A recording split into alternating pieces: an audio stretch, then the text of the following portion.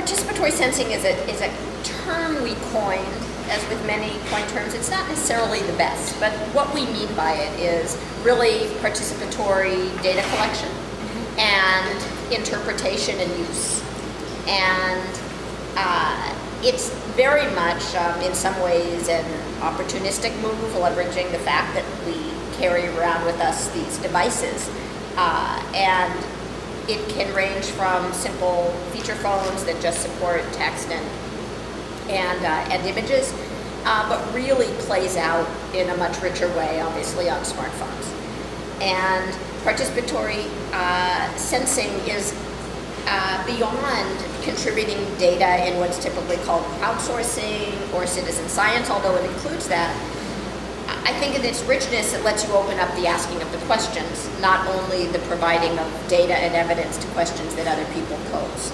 So I'll try to give some examples of that both as you ask more questions. But the idea is that you can use your mobile phone to turn what was always our ephemeral observations about things in our environment. That a traffic light is poorly timed, that something isn't being maintained, that there's a beautiful community garden that actually is hidden behind some trees and people might not necessarily notice, or a great place to pick up your favorite organic produce, or so it's about both things that tend to have both positive and negative valence. But what participatory sensing lets you do is take these what were ephemeral observations that you maybe would have told to somebody verbally, and lets them actually become data points. So with a quick tagging, with a quick answering of a question, with a little text tag, with an image that is very easily done on your mobile, and then is automatically geotagged and timestamped and automatically uploaded to a data store someplace, and then also automatically presented in some charting or on a map, and some combination of those things, maybe triggering an alert to somebody else. That thing that was before an ephemeral observation now becomes data. And it's that opening up of the contribution to data and opening up of the use of that kind of data that I think is really what's exciting about participatory sensing. Awesome. So you have worked on a few participatory sensing projects. Yes. And I thought it was pretty interesting there's a Woodrow Wilson Center report about this that Deborah co-authored, and you divided participatory sensing into three categories: self-monitoring, collective design investigation, and public contribution. Yeah. And I feel like, maybe you could even describe sort of examples of each of the three categories. Yes, and thank you for reminding me what they were, because if you had just asked me what were those three categories, I might have come up with the same three, but I wouldn't necessarily have remembered. But I'm actually very pleased because they still work. And let me take them in the reverse order that you mentioned them, which is that the most common form when we think about crowdsourcing and citizen science is public contribution. So this might be, for example, the 311 applications, hazards. One of our first, and I still in some sense most successful applications, is What's Invasive. So What's Invasive is an example of this, and concreteness and clear examples help. So What's Invasive, you can get it off the App Store and off the Android store, and it came out of a collaborative discussion with the National Park Service. Mm-hmm. So National Park Service, people maintaining state parks, national parks, any natural area, even Central Park, deal with the problem of invasive plant species. Okay, and the problem is that invasive plant species come in and take up the water and the nutrients, and they crowd out the native flora and then the native fauna, insects, bees, etc. And so it's a real problem, particularly with urbanization, with climate change, one of those things, okay? So there's always a top 10 list of invasive species in any natural area, and so what happens with What's Invasive is any natural area can post their top 10 invasive species, a little text description and a picture. And if they post it through the website, then if you have the application on your phone and you're near that location and you run What's Invasive, you'll get the top 10 invasive species to watch out for there. Mm-hmm. And then if you see those invasive species as you're walking through the park or otherwise, you see it, you take a picture of it, you tag it, as to which one it is, because the computer isn't quite good enough routinely to tell which it is, and you've already determined what it is. Your brain did that in seconds when you decide to take a picture. It's automatically geocoded, time-stamped, in a database, in a chart, okay? But that's an example of this sort of top-down crowdsourcing of contribution of data to a defined campaign. Lots of other examples you can play through like that. It can be helpful for actually tracking things that are otherwise expensive to track. It's also engaging, in a sense, for people to engage and be more aware of their environment. And in general, all these applications have that duality, both wanting the data, and then there's this thing about engaging people in looking for things and being aware of those things, and that's a significant thing across these three things. The second one was not a top-down, but more an environmental, making observations that you want to raise to the community. My favorite example of this is a project we did with folks in Boyle Heights last year. There's a Building a Healthy Boyle Heights group of community organizations, and they wanted to gather data from people in the community about that would inform where they placed interventions or placed new health-related, health wellness interventions in their community. And so they gave, we created just a participatory sensing application for them. They created the questions. And they passed smartphones around the community. Mostly teens participated. If there's, we have discovered no digital divide with respect to anything other than age. With respect to just picking up one of these smartphone applications and having them be adopted. And so it was tracing from school, from home to school or work. Sampling your transportation modality, who you're with, when you stop to get something to eat along the way, school conditions, where they spend time after school, and home conditions, largely rental housing and such. And this is an example where you have a community deciding what kind of questions they want to ask, and then getting more people involved in actually doing that sort of experience sampling to contribute. But it's still largely about things outside, about environmental, and it's giving you a different take on what's going on. And then finally, the self-monitoring one, which is really where this is most active, is in the context of health. And so this Open M Health that we've just begun, and with my co-director, Ida Sim, who is a medical faculty at UC San Francisco, that's really about, just like you can turn those ephemeral observations of the outside world into data, similarly, when we're trying to deal with our own health and wellness, to turn our more ephemeral observations of our symptoms, side effects, mood, habits that we're forming or not forming, to turn those things into data, that then we can be more systematic about reflecting upon them. And then, even as is well known, the mere fact of recording something, if you're trying to create some new behavior, is in fact an element of trying to reinforce habits. And so it's, again, just an opportunistic play of being able to turn things that are more ephemeral through the mobile that is on us into data that we can then use to make a case to a funding agency, to a city government, to our neighbors, or in the context of health, to ourselves. With those projects, Yeah. can you give any examples of the actual tangible impacts that they've had? Like, have the folks in Boyle Heights sort of found, I mean, I'm sure...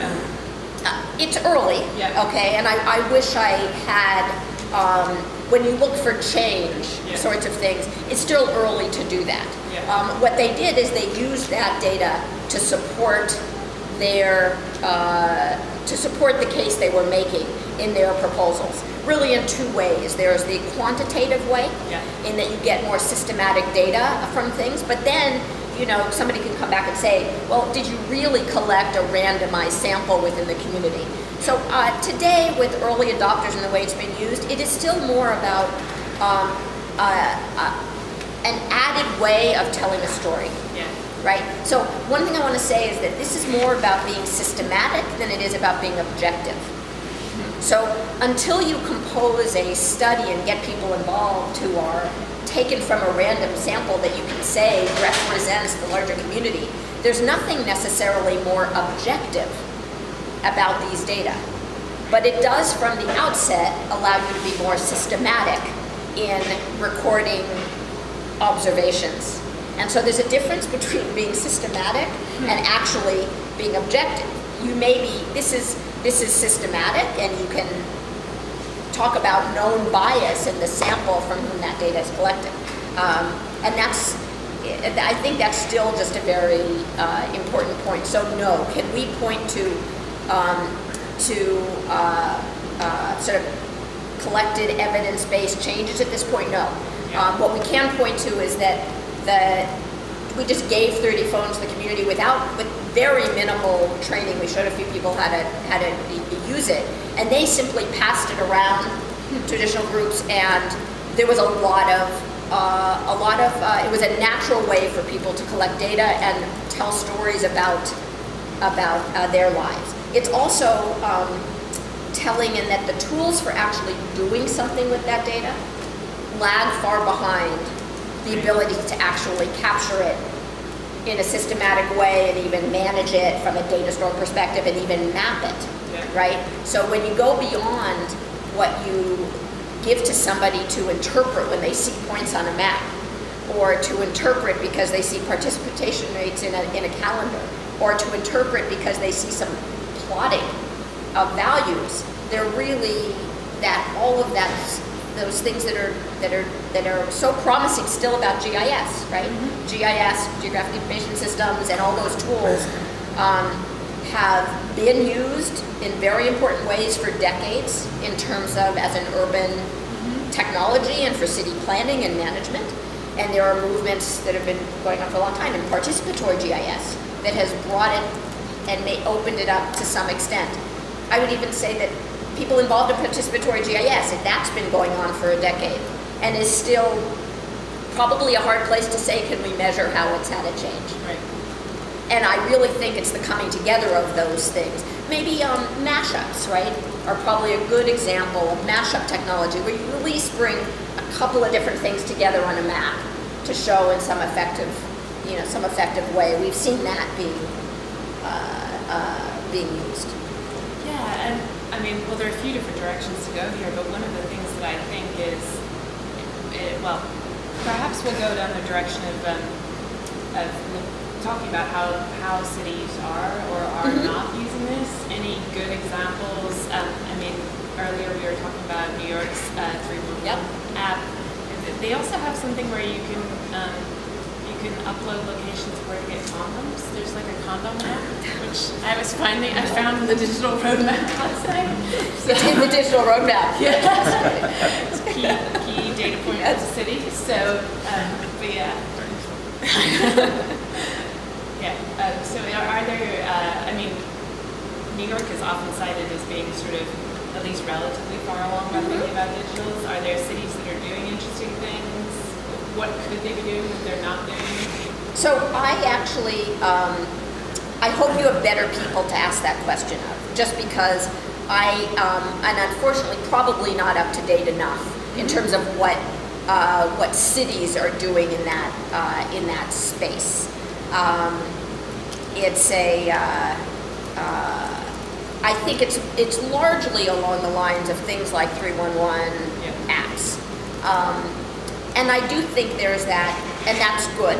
I think that where it's a little easier for me to talk about where I think they might go. Right. So I just don't, as opposed to feeling like I have an authoritative view on who's doing what.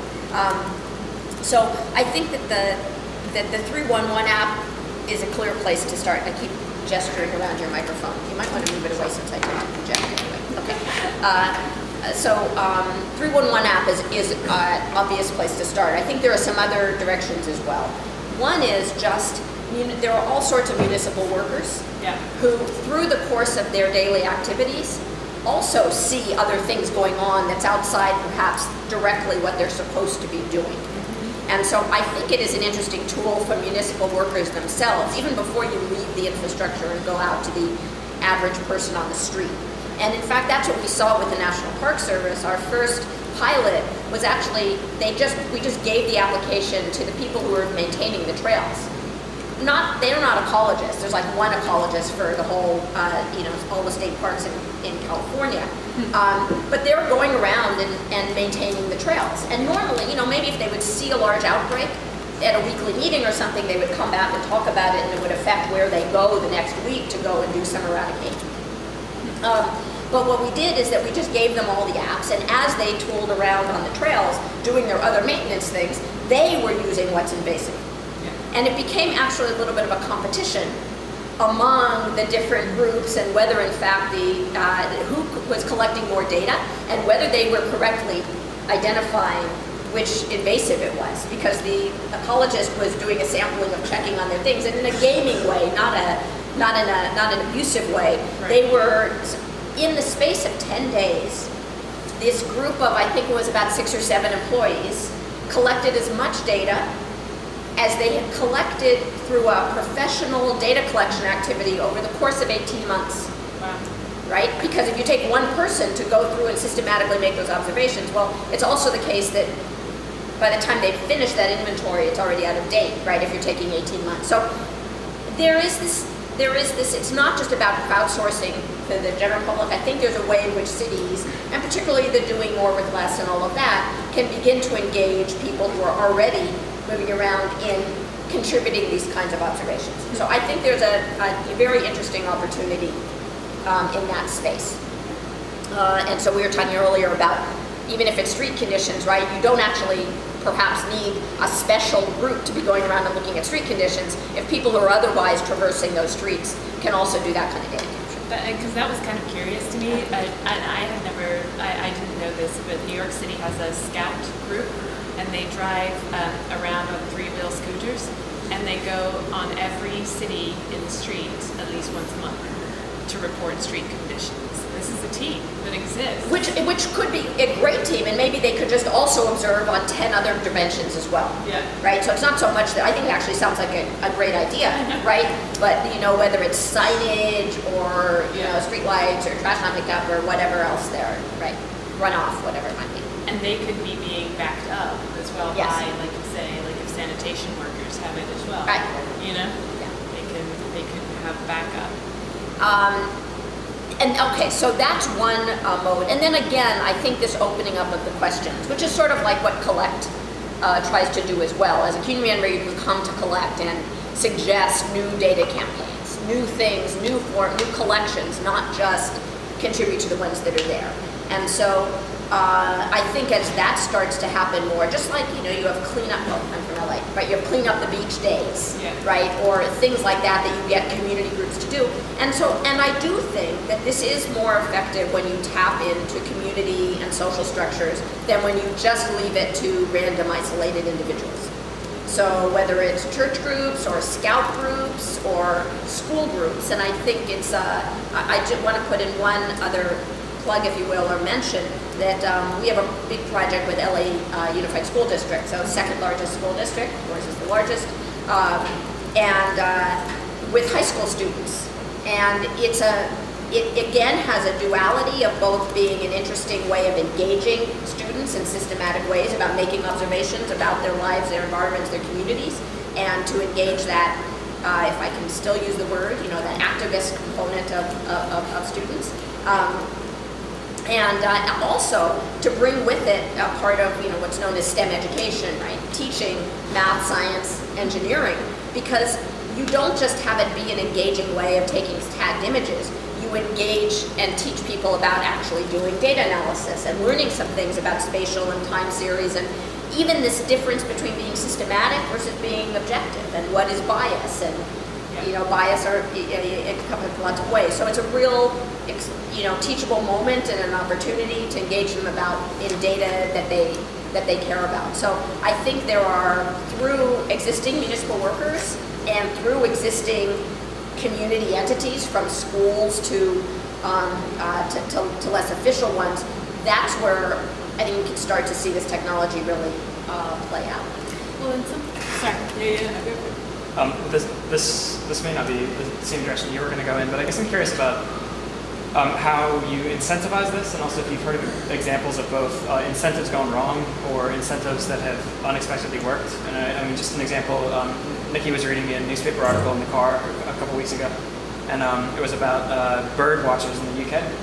And it was particularly avid bird watchers would deliberately say that they had seen a really rare bird on a particular island, because then all the other bird watchers would go there, and the whole thing was a lie. So what he was actually trying to do... They were distracting. Yeah, so it's like this really complicated way of camouflaging intentions and misleading other people. And obviously you can't expect, that's kind of a really Machiavellian way of looking at collection. But anyway, so here's what it's a cutthroat world. Yes. So how do you incentivize it? How do you make people want to do it without people logging up fake sightings and things? That kind of thing? So, early adopters, to some extent, are doing it, what I've just sometimes called karma credits, right? They actually just care. And so early adopters do, and I don't think even for early adopters it's not a sustainable basis for most mere mortals on which to actually sustain the behavior, because the novelty wears off and you just get busy and you go on to the next novel thing that you're an early adopter of. So there is obviously a range of things, and it's changing over time, that causes people to get engaged. A lot of things are important and are short term, right? It's not actually that this issue, just like with the Foodprint Project, changes up the questions over time. And that's fine. You don't necessarily need, you get a drop off in the utility of data that you're getting anyway off those things. So I think you give this as a tool to people who care about something anyway, to make their making of a case more effective. Then there's a novelty component, and that if you make the burden of the data collection very light and you make the novelty and engagement piece higher, it's another approach. And through design, right, as we've learned through other things, I think even before you get to incentives, people find small satisfactions, and it's not so easy to find small, quick satisfactions in this world that are actually sort of constructive and not that high overhead, right? I think we have, to some extent in our wiring, we like to do things that give us those quick satisfactions. It's there in our brains, and there's a bit of tapping into that, and you do that by making it engaging in some way and reducing the burden. And it's all about user experience and usability and design and things of that sort. Then we've done some work with real incentives, and even in designing that interaction, how do you keep people involved and how do you reward them? If you're giving them game-like points and things like that, just as with any sort of economic system, you can end up with these unintended consequences. And in fact, Sasankan, as part of his thesis, the person who started Collect, we did a small study, which is just one little small study of like, do you do you give the reward per data point capture really small? Okay, do you do you let them capture as much as they want? Do you have them sort of get up to some bulk amount if they reach some threshold that they need? Where do you put that price point of what you pay for data collection thing? And you get the same kind of results that any behavioral economist would expect. If you price it too low, you get more junk. And you get more junk responses. So incentives, engagement, variability over time to sustain that engagement is important. What do we do about junk data? I'm not sure in the long run. I think it'll be interesting to see. One of the things you do is you try to get larger numbers. So you get some robustness through multiple observations. You don't try to get one person making an observation. And you also can do a certain amount in the way that you do spam checking, in the way that people, even when you go and do something on an online site, right, it gives you something visual that a computer can't quite interpret yet to prove that you're that individual. You can do similar sorts of things as we get more systematic about these things. Another thing Sasank and I explored then is that you have some set points where people are asked to also make observations there. Right? So you raise the bar of how much somebody would need to be going out of their way to bias the system. It's an arms race thing like anything else. I don't think it needs to be foolproof as with anything else, as long as there's actually still human discretion, right, in terms of the action you're taking based on it. And so incentives are a really important point. I'd say the starting point is good design. So. And this leads me to another question, which is like the data platform. I forgot to say something, and maybe it's related, which is that we found the most essential part of it is that you're not just uploading data that we meant up into some place that you don't see. Yeah. Right? So in everything to try to have data coming back to people capturing it. And so it's a feedback loop that keeps people engaged. And if you don't have that, it's very hard to keep people engaged, and even to keep. Let's not worry about those who are trying to spam the system, or let's worry about them, but you sort of take care of that with separate mechanisms. But if you're trying to keep people who could do better calibrated on how it's working and maybe going out of their way to get some new data as opposed to old data, that comes by bringing data back to people. And that anyone who's contributing gets some form of that data back in a useful, again, sort of well-designed, a well-designed way. And that applies from the citizen science work to community data campaigns to the self-monitoring piece, right? If you're capturing some data, the idea shouldn't be that somehow it's only that transparently you get on your scale and that data shows up on your, clinician's dashboard, but that's data. Those data are coming back to you in some usable way. Please. Is Yelp like a commercial example of the take and give? Yeah. How that can work well? Very much so. So I think you see a number of social media examples, and Yelp is a great example of something that feeds off itself, right? And they are far ahead in adoption and a place to look in terms of how are people incentivized to continue to give good data, how do they deal with spamming data, and it's, I think, a really good point that this as sort of an early, much more evolved example to look towards. Other people might know more about this than me, but I know Yelp has its crew of super Yelpers that it rewards and cultivates. Sometimes they have they're sort of notorious in New York because restaurants will have events for super Yelpers. And then the super Yelpers are apparently very greedy and grabby, and sorry if anyone here is a super Yelper. and grab all the free samples and whatnot. And so the super Yelpers are regularly show up as getting a bad name if you sort of follow restaurant media, which I end up doing. So it's kind of a curious. That's one group of people that they've identified that they want to cultivate in some way, and they give them rewards. And it's someone was just telling me, we were just having this conversation the last couple of days about Wikipedia, right? As it even, there are also things to look for there in terms of contributed content, and there are these people who really have spent a lot of time, and if you don't have those echelons of people, it's harder to get the attention if it's all just based on casual users and contributors.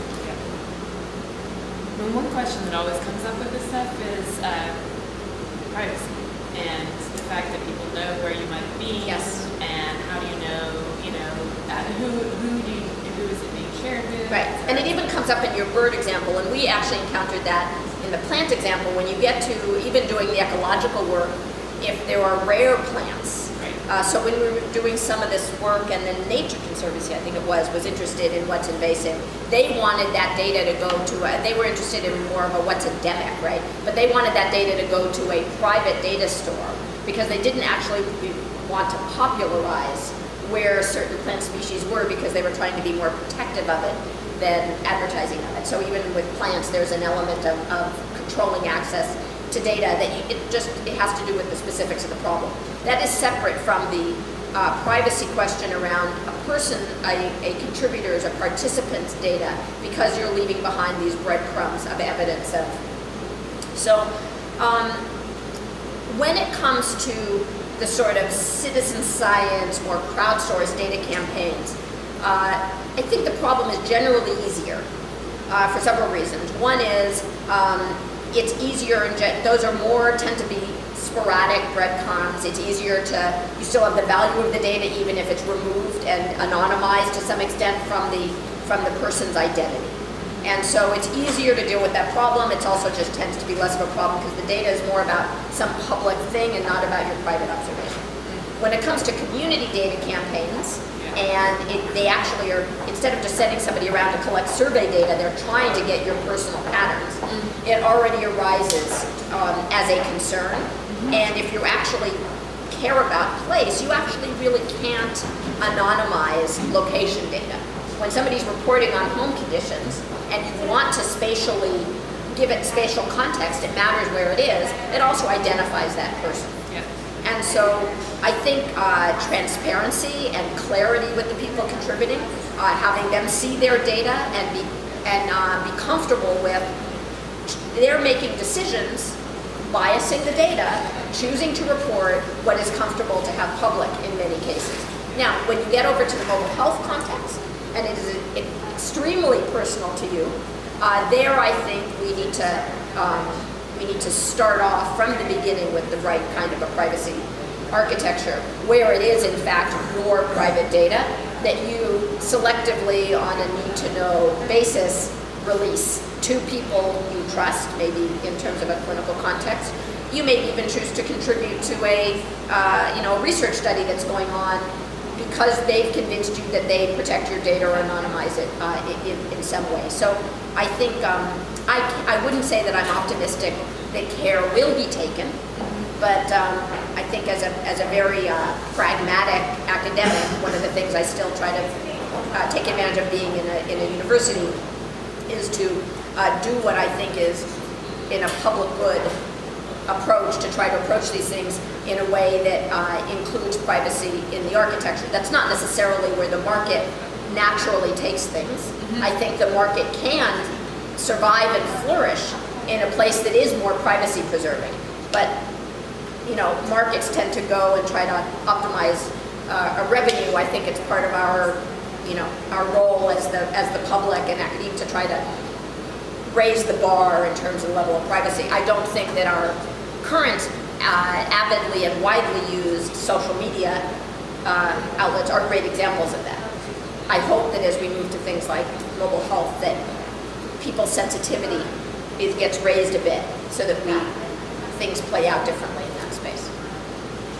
I'm also curious about not just the privacy, but kind of the overall politics of specific data sets. And if you mentioned that people can submit what they want to collect, and it can either be where they buy bananas, or it could be where they see a rare bird, but it could also be like a new mosque is under construction or something. And there could be nefarious interests in developing data sets that might be, And so I guess I'm curious about how you see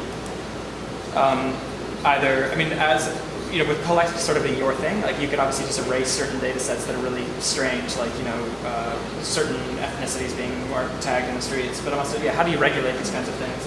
Do you have an opinion on that? And who should do that? This will be used in the same way that every other thing has been used, and both for bad and for good. I don't mean to abdicate responsibility. I'm just saying that it is the nature of it in the same way that the internet itself does. And so regulate has to be done with care, because we deal with this. I don't think we even have to bring this down to participatory sensing. This is just, think about internet, and you just mentioned different people's trigger points, the favorite ones being child pornography, terrorism, freedom of speech, right? It's absolutely, to me, no different than having to do with what we do on the internet. Maybe I'm wrong in thinking of it that way, but I think it is as fraught with difficulties in the same way that the internet is, and I have no magic answer at all. But I don't think it's different. I don't know if anyone else does. Just maybe a related question. Actually, a lot of it has to do, I guess, with where the data is collected and the ownership and the control issues of that. And so I'm interested in the designs that you've done so far in these tests. I mean, you're obviously working through the medium of current smartphones and things. Right. But do you have like kind of a disinterested party that does the collection and then provides it to the organization? I mean, So we do everything through, everything we do is subject to IRB, Yeah. Institutional Review Board, okay? And most people, when they mention IRB, it's like, oh, I have to deal with my IRB. I don't actually feel that way, right? That's what the Institutional Review Board is there for, okay? We are trying to innovate and create new technologies, and we do that not in the abstract. We do it very concretely, and so we do that through, and we learn by people trying to use it. That's how, we get the next ideas and try to make the technology more useful. So we facilitate that usage, and sometimes we'll host the data store if the Boyle Heights community folks, the data are theirs. They own that data. And when I went to the IRB and said, what sort of IRB, they came up with the questions. The data are theirs. We just implemented the data campaign for them to enable this to happen and sort of talk to them about it and things like that. They said, oh, that's no role for IRB. It's not your data, right? But we always go through that process, and it's always, subject. So in our little practice, as we're exploring this, what we do is go through an IRB process to make sure that we are making appropriate protection of the data and through that process.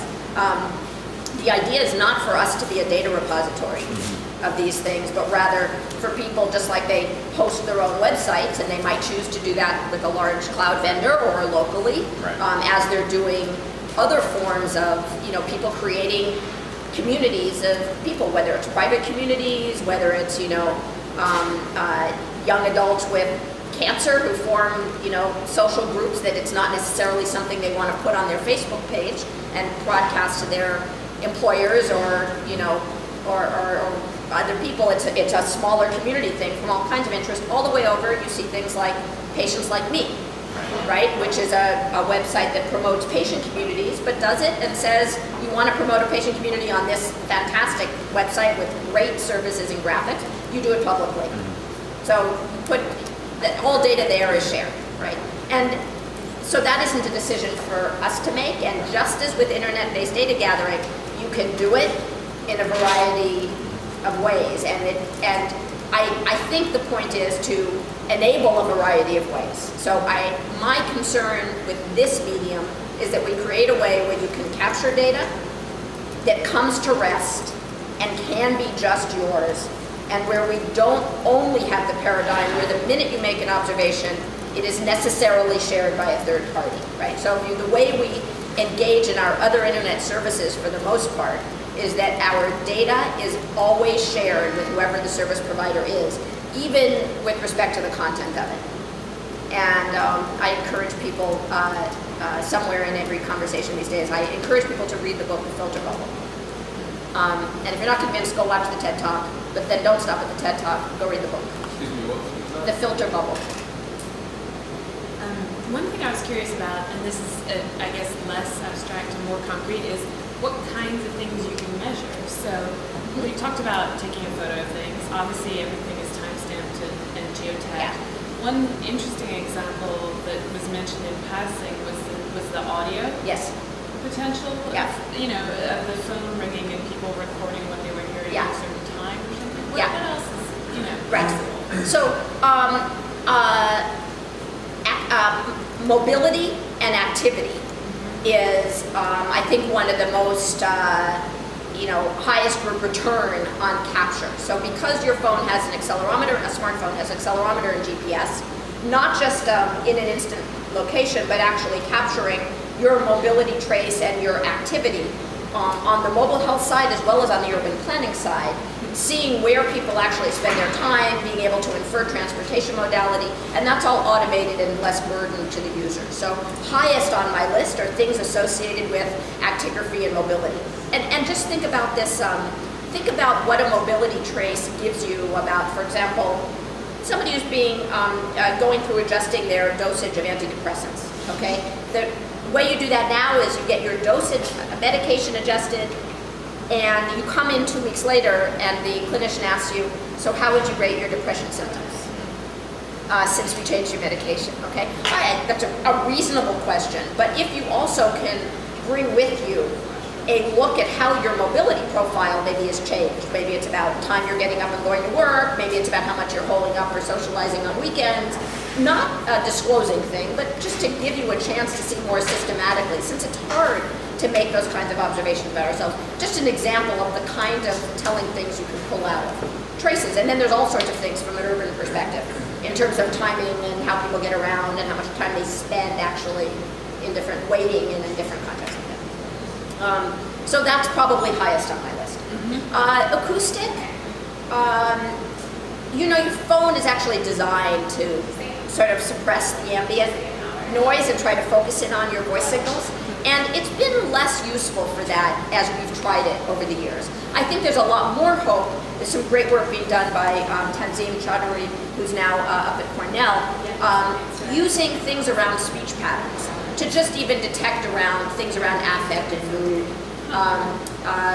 Bipolar manic phases are often characterized by pressured speech, which I always laugh when I get to that anecdote because I am always told that that's my regular speech pattern. But less so when I'm in New York than when I'm outside of New York. But but it brings up that whole thing of needing to normalize it to the individual, right? It's not about some absolute. It's about establishing someone's baseline and then helping them look for those changes. So I think it's other things. Our texting patterns. To the extent we mediate our lives through our phones, then the usage patterns are actually really interesting signals. So again, for different people it's different. For some people, when they go into one phase or another of distress, they are reaching out more and texting more obsessively. For others, they're communicating less. We have an interesting collaboration with folks from the VA's National Center for PTSD Research. They have a really interesting app out called PTSD Coach. And it puts people through a range of exercises, prolonged exposure, capturing how much dream avoidance, a range of what are therapeutically somewhat proven techniques for trying to address trauma. And they're even just the usage patterns of which exercises people spend time in as they're using the application is telling. So I think more than things like acoustic, it's the patterns, because our life is now digitally mediated, that we can pull off, that are going to be some of the things we do more richly. And then just good ways of getting self-report. So does your phone actually know how much time you spend texting? Why am I surprised by that? Do you have to set up something to track that? Or? Yes, and so you need to instrument your company knows too, right? And so, but because we largely have, I know people like to dump on phone companies, but we do have regulation of phone companies, and we largely have separation of carriage and content, and the phone companies, compared to how much they could have violated with all the data they have been relatively good about this. Not really, they're not sending you ads to date based on what you text. Okay, and that isn't true in the internet space, right? How did I get off on that tangent? Anyway, but all of this is just a matter of software. And if you wanted to run a life scan app that noted how much you were doing different applications for your own purpose, right? That can be part of the signals that you pull back and try to have a better sense of your patterns, feedback to behavior, or something diagnostic. Yeah. So maybe if anyone has any final questions or curiosities. Actually, just something based on the last comment. I'm wondering, technology is changing so quickly. There are so many more platforms, so many more apps, so many more ways to use. I'm just wondering, do we even have a baseline in order to observe and learn from usage patterns? Because I would imagine that everyone's usage patterns are very much in flux, especially the novelty effect. I mean, there's the novelty factor, but there's also so many more uses. How do you have that baseline from which to look at usage patterns, or are they just so ever in flux and changing that? If I was a social scientist, I would worry more about that question because I'd feel sort of obligated to be able to give some quantitative answers. Since I'm a technologist, my answer to that is you try to build systems that are self-measuring and that adapt because usage patterns are, that's what you ride. given that things are changing, you build systems that measure how they're being used and try to feed that back into both your automatic adaptation and your design process.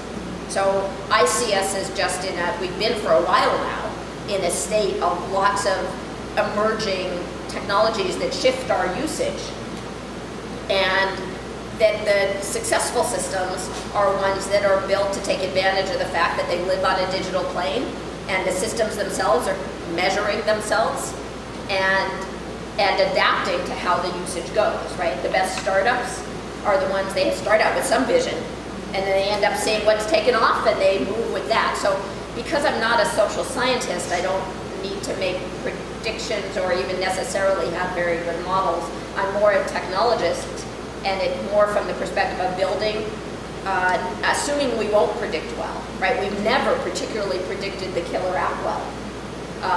And so you build technology that tries to be flexible and fungible in some way, as the internet has been, and then build it so that you don't have to rebuild it when you get surprised by the application. So I guess with that, one of the things we're trying to do with OpenMHealth is to create an environment where there's good modularity and good architecture to the system, so that as the real usage patterns and where the real values lie, the system can still support it without having to tear it down and start over again, so that we have infrastructure that's affordable. That also brings up an interesting consumer right question, because I just even going back to the Yelp example.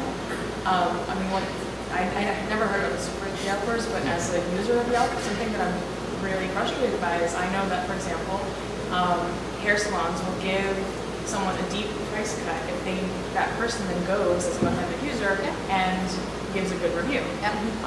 And Yelp has sort of kind of compensated for that by allowing businesses to post coupons and discounts and go and increase traffic, but that is a shift in the business model in a way. What was supposed to be a platform for just user generated reviews and comments is now becoming more of like a business platform, and because that's where the trend went. But where's the consumer right in the mix, right? Yep. and so the world goes. Yes.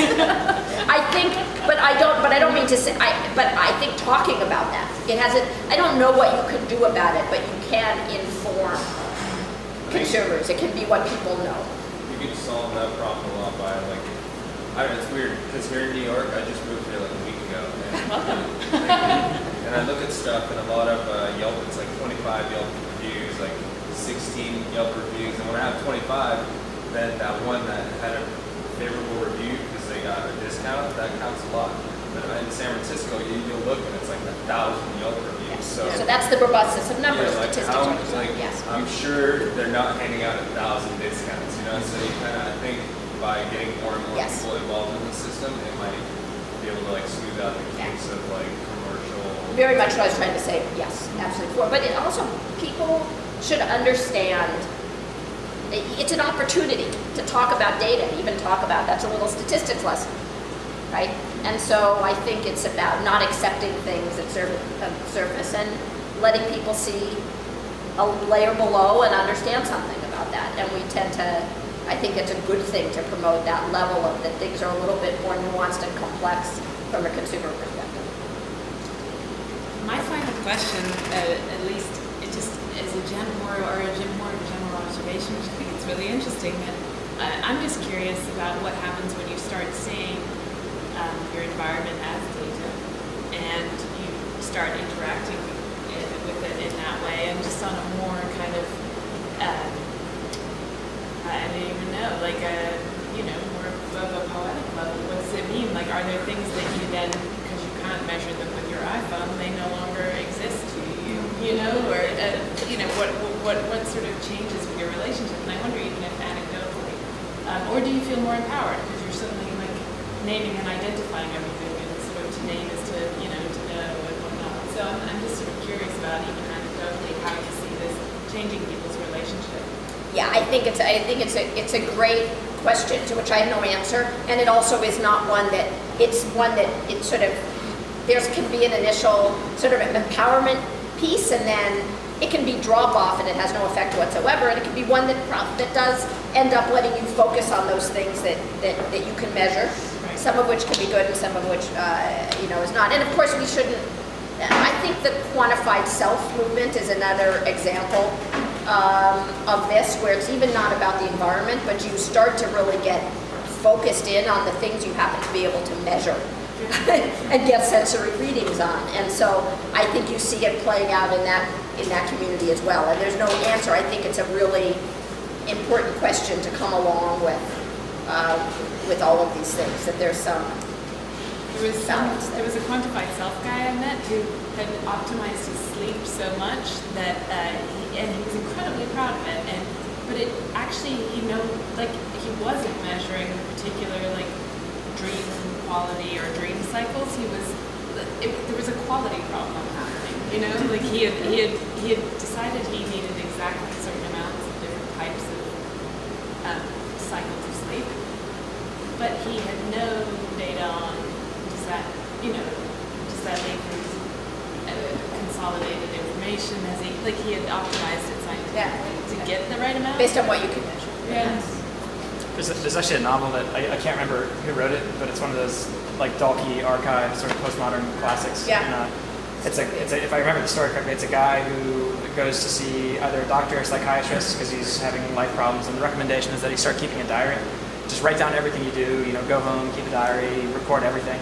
But the book ends up turning into this thing where the diary becomes about the fact that he's keeping a diary. Yeah. And so every time he sits down to write, he gets so consumed writing his diary that the diary entries become, I'm sitting writing in my diary. And it's totally just nose to the grindstone, and Yes. nothing in his life happens anymore because Right. it's all this obsessive archiving. The guy from Evernote, that's actually how he created it. From what I read, is that he was measuring his weight every single day and wanted to be able to, on a scale, and he wanted to be able to access that, I guess, his weight changes so that he could recognize his weight every single day. He didn't change his diet or behavior or anything, but so he created Evernote, or this way to look at his phone, go on the internet. I see. and That was access yeah. That was sort of the impetus of Yes. creating this, ability to access notes anywhere where he's at. So it's On the positive side of it, not to dump on the quants, right, is like Seth Roberts, who's probably my favorite quant. Now we'll see if he somehow end up listening to this video. He's published scientific papers based on his N of 1 self-observations, right, about how consuming certain amounts of fats actually influences his cognitive ability. So you play games on the device, right? So we're doing a little pilot with ADHD in young adults, and one of the things that you do, you don't just self-report, but you play a little focus game, which is basically an impulse control game. Tap the letter as quickly as you can, unless it's an X, in which case you're not supposed to tap it. I can only demonstrate it on my palm, because if I try to play it, I fail and I throw the phone on the floor. But that's a way of, when you said what can you measure, right? If you're mediating things and doing little tests like that, you start to get some more quantitative observations. And he played a little game, which is a little more of some basic arithmetic, I don't remember what it was, and made these systematic observations. So, is there something to it which is different from necessarily, living every aspect of